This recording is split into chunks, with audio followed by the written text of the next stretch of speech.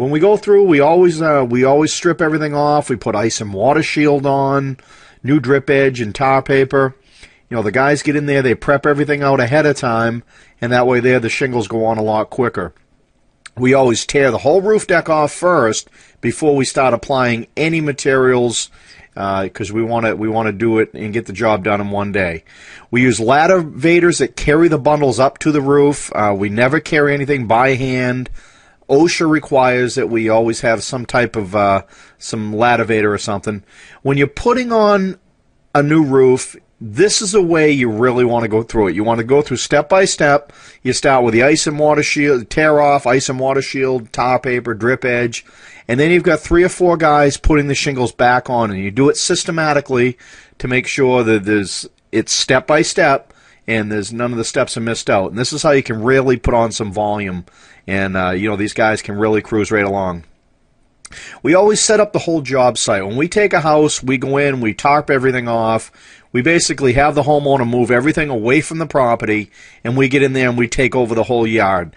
We'll lay tops down on the ground. We'll lay tops up against the house so nothing hits the windows, any screens, and protect the shrubbery. We inspect the roof deck, but also around skylights. We'll pull everything apart. We'll re-ice and water shield all in the skylights and then put it all back together. When we tore this roof off, it already had some extra protection with the ice and water shield, but we ended up covering that whole roof deck back with Grace Ice and Water Shield before we put it back together. And once again, we have those ladder vaders that carry the bundles up.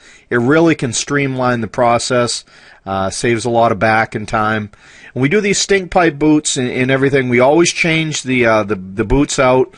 Make sure that they're going to get another 20 or 30 years out of the roof. You want to make sure to change out any ventilation stacks or anything in the bottom. Like I said, we bring a full crew in. We'll be 6, 8, 10 guys deep on a job site. We'll take the whole house in one day. That's our goal. And, we always put ice and water shield around the chimneys and the skylight. We usually have a multi-team crew work, and we'll have 2 teams of 2 or 3 teams of 2, depending upon how big the job is. In some condo complexes, we've had many as, 5 or 6 crews working together. We move very efficiently.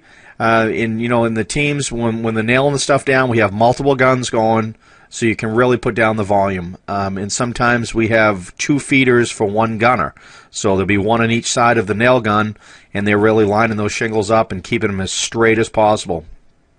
The architectural shingles really help out when you're putting down some volume. Now, how to put on a new roof, how to put on a roof. A lot of people, they think it's easy. We come in and we basically take over the job site. I mean, it is hard work. There's nothing easy about how to put on a roof. It's nothing. It's never been easy. As you can see, we stair step and we prep everything out ahead of time.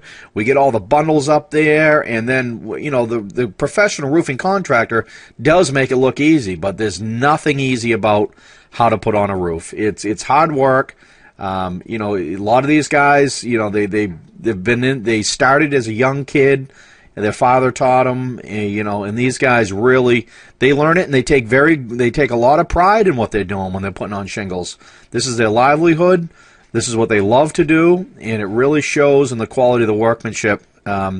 These guys, they make good money, probably an above average income for any type of the trades.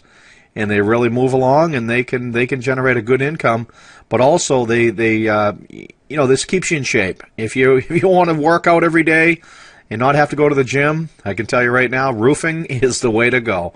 It's a great way to make a living. Like I said, we've got some of the guys that have been with us for a long time.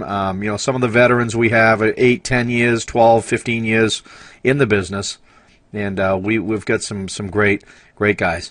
The guys all use coil roofing nail guns. If you're trying to put on volume, the gunning the nails, we use Hitachi, Bostitch, and they really move along. And, there's nothing better than laying out, getting a roof on in one day. I mean, we love it. The guys like it, and then they're on to the next job. Now, on the chimneys, we always pull apart the flashing, put ice and water shield up under there, new tar paper, and then we go back on with the same lead. Typically, a lead will last up to 100 years, so you never have to change that out.